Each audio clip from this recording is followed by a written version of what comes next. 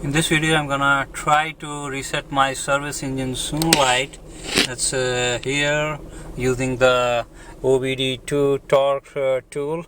I have the OBD2 scanner here on the bottom of it, and let's try it. I go to fault codes, and then I say show pending fault, and then check some time.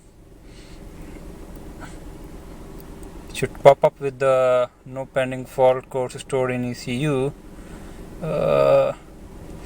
Show historic faults.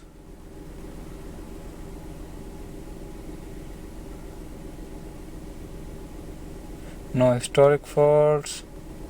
And then I will try show logged faults.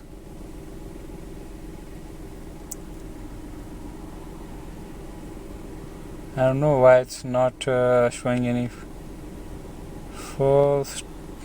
Toggle logging, trip logging enable. And I get to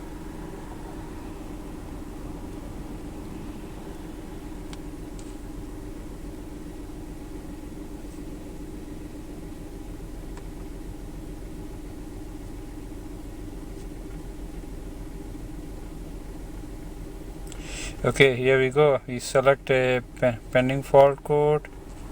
Let's say I use this one. I'm trying to clear the logged faults,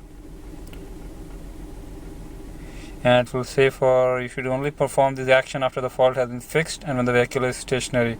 Are you sure you want to clear the fault log? So I have this fixed, and I'm gonna click OK, and then it will try to show this, and you see that the service engine soon light is gone from there. Hope it helped.